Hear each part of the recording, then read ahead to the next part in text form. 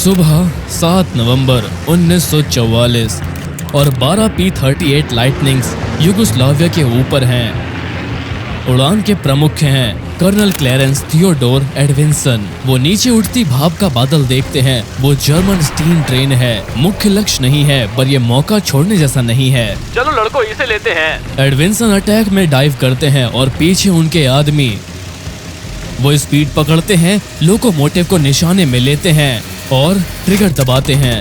अमेरिकी हमलों से लोकोमोटिव छलनी है और बॉयलर में कई छेदों से भाप निकलती है जब लाइटनिंग फिर से ऊपर उठते हैं। लेकिन जर्मन बहुत जल्दी जवाब देते हैं। जर्मन गोलाबारी के काले गुब्बारे फॉर्मेशन के चारों तरफ फूटते हैं और मलबा विमानों को चीरता है। एडविंसन रेडियो पर चिल्लाते हैं, सभी लोग नीचे हो। वो जर्मन गनों से बचने के लिए जमीन की ओर गोता लगाते हैं, पर देर हो गई। एक P-38 फटता है और आग में बदल जाता है। जब पूरा स्क्वाड्रॉन सेफ्टी के लिए बढ़ता है, पायलट की बेताब आवाज रेडियो पर सुनाई देती मुझे लगी है, मैं नीचे जा रहा हूँ। एडविंसन पेड़ों के ऊपर समतल होकर सिर घुमाकर अपने आदमी को ढूंढता है, पर उल्टा। वो देखते हैं कि धधकता मलबा पहाड़ी से टकरा रहा है। किसी ने पैराशूट देखा? हर पायलट उम्मीद में है कि कोई हाँ बोले, लेकिन सन्नाटा छाया हुआ है। नहीं सर। एडविंसन का दिल गुस्से से भरता है। ठीक है। अमेरिकी विमान सर्बिया की पहाड़ियों के ऊपर से निकलते हैं। अचानक जमीन उनके नीचे आती है और एक विशाल घाटी और एयरफील्ड सामने आते हैं। ये उसी टारगेट एरिया जैसा है जैसा मिशन ब्रीफिंग में बताया गया था। कुछ पल में एडविंसन वही देखते हैं जिसकी उम्मीद थी। ट्रकों और टैंकों की लंबी लाइन जो उत्तर में बेलग्रेड की ओर बढ़ रही है। उनके दिल में जरा भी शक नहीं आता, ये उनका बदला लेने का मौका है। हो रहे वो हरामजादे। ब्लू फ्लाइट जर्मन काफिलों को लो, रेड और येलो एयरफील्ड पे। जी सर। सोवियत अनजान है कि अमेरिकियों ने उन्हें गलत पहचान लिया। पास ही रेड आर्मी और यूगोस्लाविया दल अक्टूबर क्रांति की सालगिरह मना रहे हैं। वो आगे बढ़ते हैं, सिपाही गाने गाते, सोवियत झंडे हवा में लहराते हुए, जब एक इंजन की गड़गड़ाहट उनकी धुन तोड़ती है। सिपाही आसमान में देखते हैं और दूर उड़ता P-38 पहचानते हैं। अपने साथियों को देख उनके चेहरे पर मुस्कान आती है। जश्न फिर चलता है और काफिला आगे बढ़ता है। कुछ लोग घबराते हैं कि विमान गठन तोड़कर सीधा उनकी ओर मुड़ गए हैं। नहीं, वो हमला करने वाले हैं। लाइटनिंग्स उनके झुंड पर झपटते हैं। इंजनों की दहाड़ तेज होती है। कुछ सोवियत सिपाही गलत समझते हैं और अमेरिकियों को चेतावनी देने भागते हैं। वो अपने साथियों से झंडे छीनते हैं, ऊपर उठाकर जोर जोर से लहराते हैं। उम्मीद करते हैं कि अमेरिकी देख लें, लेकिन वक्त कम है। पायलट ध्यान नहीं देते और ट्रिगर दबाते हैं। सोवियत कट जाते हैं जब गोलियां आदमियों और गाड़ियों की लाइनों को चीरती चली जाती है। सीसा बरसने से कॉलम में अफरा तफरी मच जाती है। फिर अमेरिकी बम गिरना शुरू होते हैं। धमाके काफिले के बाकी बचे हिस्सों को उड़ा देते हैं। भारी जानी नुकसान होता है। पास के एयरफील्ड पर दूर धमाकों की आवाजें सुनी जाती हैं। चौकसी पर खड़े सैनिक देखते हैं कि दर्जनों विमान उनकी तरफ आ रहे हैं। बैठिए, अपनी गन संभालो। अलार्म बजता है और सोवियत सिपाही एंटी एयर गन्स की तरफ भागते हैं। गन जोरदार गर्जनों के साथ फायर खोलती हैं। ट्रेसर्स गोलियां आसमान में उछलती हुई हमलावरों की तरफ जाती है। आसमान में एडविंसन अपने आदमियों को उस एयरफील्ड पर ले जाते हैं जिसे वो PF-109 से भरा लुफ्तवाफे बेस समझते हैं। एंटी एयरक्राफ्ट फायर उनके फॉर्मेशन को चीरता हुआ गुजरता है, विमान को हिट करता है, लेकिन वो रुकते नहीं। 20 mm के शेल, 50 कैलिबर की गोलियां लाइटनिंग के भारी हथियारों से बरसती है। वो जमीन पर धमाके से लगती है, पार किए गए विमानों की लाइनों को चीरती हुई, और साथ ही उन्हें अपनी मशीनों पर दुश्मन की गोलियों की खड़खड़ाहट सुनाई देती है। लाइटनिंग डाइव से ऊपर उठती है, लेकिन उनमें से एक ऊपर नहीं आ पाता। वो सेकंड लेफ्टिनेंट एल्डन कुल्सन है। वो पूरी ताकत से योक खींचते हैं, लेकिन सोवियत गन्स ने उसे बुरी तरह नुकसान पहुंचाया है। वो बहुत नीचे उड़ने लगता है और पूरे सोवियत एयरफील्ड की एंटी एयर फायरिंग का निशाना बन जाता है। वो ऊपर नहीं आ रही और गोलियां लाइटनिंग्स पर लगती रहती हैं। पंख और एलिवेटर चिथड़े हो जाता है और कंट्रोल उसके हाथ से फिसल जाता है। P-38 एयरफील्ड से 1 किलोमीटर दूर गिरती है और कुल्सन अंदर ही धमाके में जल जाता है। एडविंसन आग के गोलों को उठता हुआ देखता है और उसका गुस्सा एक बार फिर से भड़क उठता है। वो लोग जर्मनों से इसकी कीमत चुकवाएंगे। ऊंचाई लो, फिर से हमला करो। नीचे से विमान भेदी फायर आसमान पर जा रहा है। उन्हें अभी भी यकीन नहीं है कि ये जर्मन ट्विन बूम F189 है। रेड आर्मी पायलट आग और धुएं से बचे हुए याक्स की ओर दौड़ते हैं। युद्ध का अलर्ट, सभी पायलट भागो। युद्ध का अलर्ट, सभी पायलट भागो। पहले दो याक 9 जिसके इंजन जिंदा हैं उन्हें उड़ाते हैं लेफ्टिनेंट क्रिवोनोगिग और उनके विंगमैन जूनियर लेफ्टिनेंट शिपुल्य। जैसे ही वो चलते हैं, क्रिवोनोगिग ऊपर देखते हैं दुश्मन फाइटर्स को वापस मुड़ते हुए। शिपुल्य तेज!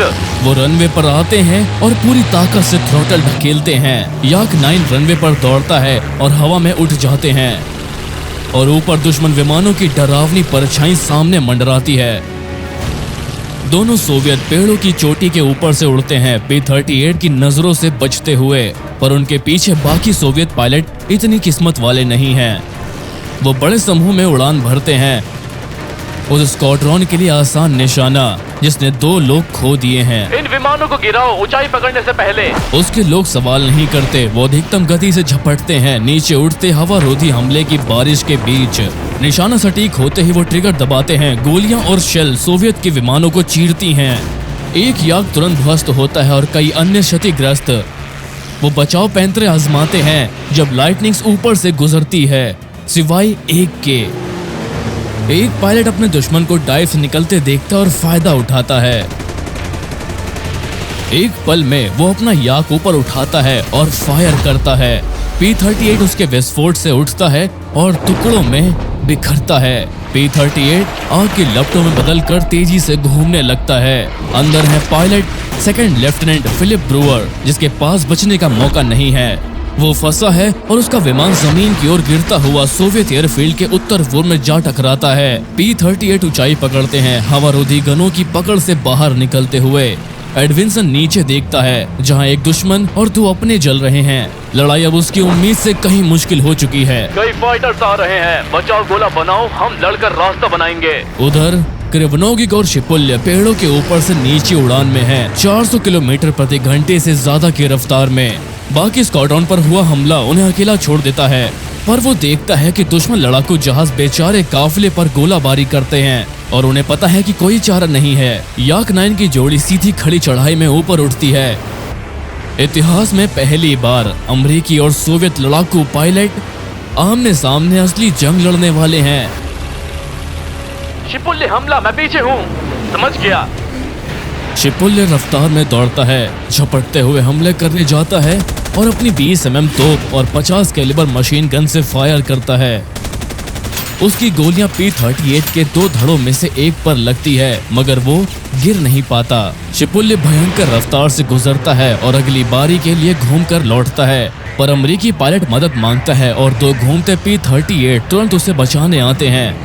क्रिवोनोगिग देखता है कि दुश्मन उसके साथी पर टूट पड़े हैं और अब वो रेडियो पर चिल्लाता है, शिपुल्य चाल बदलो, दाएं। बिल्कुल आखिरी लम्हे में शिपुल्य पूरी ताकत से मोड़ता है, P-38 की गोलियों से बच निकलता है। वो घूमता है और बचता है हमले से, मगर अब भी वो दबाव में है। मैं इसे छुड़ा नहीं पा रहा। रुको, मैं आ रहा हूँ। क्रिवोनोगिग जितनी तेज हो सके जाता है। उसके साथी की तरफ बढ़ती हर ट्रेजर गोली के साथ उसका दिल धड़कता है। वो तेजी से पास आ रहा है। उसका निशाना 2 लाइटनिंग में से एक पर टिकता है और वो ट्रिगर दबाता है। उसकी गोलियां आसमान चीरती हैं और कम फासले से दुश्मन को चूकती हैं। अमेरिकी पायलट तुरंत हमला छोड़ता है, पर क्रिवोनोगिग उसे अनदेखा करता है। वो शिपुल्य के पीछे लगे अगले P-38 पर जाता है, निशाना साधता है और हमला करता है। उसकी गोलियां सही बैठती हैं और लाइटनिंग के दोनों डिब्बे चीरती हैं। विमान आग की लपटों में बदलता है। वो उड़ता है लड़खड़ाता हुआ। अमेरिकी पायलट कैनोपी खोलकर छलांग लगाता है और उसका जलता विमान सोवियत एयरफील्ड के उत्तर में 8 किलोमीटर पर गिरता है। शुक्रिया दीमा, फर्ज है, जंग बाकी है। दोनों हमले के लिए कमर कसते हैं। वो तादाद में बहुत कम है, पर फिर सोवियत का बचाव स्क्वाड्रॉन मैदान में टूट पड़ता है, गोलियां बरसाकर दुश्मनों को छलनी करता है। क्रिवोनोगिग सांस लेता है, जीत अब करीब है। दोनों पायलट फिर लड़ाई में कूदते हैं, पर हंगामे में एक दूसरे से बिछड़ जाते हैं। क्रिवोनोगिग एक दुश्मन पर नजर जमाता है और पीछा करते हुए बढ़ता है। हवा में ऊपर चढ़ते और घूमते। P-38 भी यही करता है, पर P-38 नीचे उड़ान के लिए नहीं बना है और क्रिवनोगिक जल्दी पहुंचता है। उसके निशाने पर अब अमेरिकी है। जमीन पर सोवियत विमान भेदी दल दिखने वाले हर दुश्मन पर गोलियां चला रहा है। ये खराब निशाना था या हद से ज्यादा जोश, हम नहीं जान पाएंगे, पर उनके गोले क्रिवनोगिक के याक पर जा लगे। उसे कोई चेतावनी नहीं मिलती, उसका याक सीधे टकरा कर फट जाता है।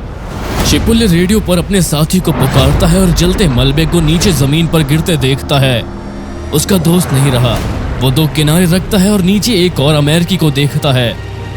वो संख्या में कम है, दोस्त भी खो चुका है, फिर भी दोबारा लड़ाई में गोता लगाता है। P-38 उसे घेर लेते हैं। उनमें से एक तेज लड़ाई करता है, रुकता है और गोलियां बरसाता है।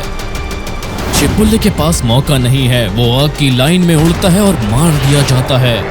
उसका जलता विमान एयरफील्ड से 500 मीटर उत्तर में चकनाचूर हो जाता है। सोवियत हानि बढ़ती है। अमेरिकियों ने एक और याक गिरा दिया। सोवियत दल हर नजदीकी बेस से मदद मांगने की बेताबी में है। मौके पर तेजी से पहुंचती है एक नई टुकड़ी, याक 3 फाइटर्स, कप्तान अलेक्जेंडर कुल्डनोव के नेतृत्व में। वो एयरफील्ड कमांडर की हताश पुकार का जवाब दे रहे हैं, पर कुल्डनोव नहीं जानता उसका सामना किससे होगा। उसे बताया गया है कि दुश्मन जर्मन FW-189 है, पर वो जानता है कि FW-189 तो टोही विमान है। ऐसे हमलों में उसका इस्तेमाल नहीं होता। कुछ बहुत गलत है। युद्ध क्षेत्र के पास आते ही वो देखता है कि सामने FW-189 नहीं है, वो साफ साफ अमेरिकी P-38 की पहचान है। वो तुरंत हमला रोकता है और अमेरिकी के साथ उड़ने लगता है और पंख हिलाता है कि शायद सामने वाला लाल सितारा पहचान ले। हम साथी हैं। इसके बावजूद लाइटनिंग धीमे होकर पीछे आती और गोली चलाने को मुड़ती है। कुल्डनोव बचाव चाले चलता है और गोलियों की बौछार से निकल जाता है। हद है, क्या कर रहे हो? वो फिर इस तबाही के बीच सीधा उड़ता है, अमेरिकियों का ध्यान खींचने की कोशिश में, पर कुछ नहीं होता जब तक वो एडविंसन के साथ नहीं आ जाता। एडविंसन सोवियत विमान देखता है, उसकी आंखें फट जाती हैं। ठंडी सनसनाहट उसकी रीढ़ में उतरती है। वो चारों तरफ से निकलते सभी विमानों को देखता है। जिन्हें दुश्मन समझा था, उन पर लाल सोवियत सितारे हैं। हे भगवान, हमला रोको, हमला रोको, ये सोवियत है। सब बेस लौटो अभी, दोहराता हूँ, वापस लौटो फौरन। सभी P-38 पश्चिम की ओर पलटकर भागते हैं, पर याक उनके पीछे लगे हैं। सभी पायलट जाने दो, लड़ाई रोको, आदेश है। एक एक करके सोवियत पायलट वापस मुड़ते हैं और ये भयानक हादसा अचानक खत्म हो जाता है। सोवियत कमान में कुछ लोगों ने इसे जानबूझकर की गई कार्रवाई माना और कुछ देर के लिए लगा कि परिणाम हाथ से निकल सकते हैं, पर संयुक्त राज्य ने पूरी जिम्मेदारी लेते हुए एक पत्र भेजा जिसमें घटनाओं की पूरी कड़ी और गलत पहचान का कारण स्पष्ट किया गया। सोवियत बयान भले थोड़ा बढ़ा चढ़ाकर, लेकिन आगे सार्वजनिक किया गया। अमेरिकी रिकॉर्ड्स इस घटना पर बेहद कम हैं और बहुत लोग मानते हैं कि पूरी रिपोर्ट अब भी छिपाई गई है, जिसे घटना के 100 साल पूरे होने तक गुप्त रखा जाएगा।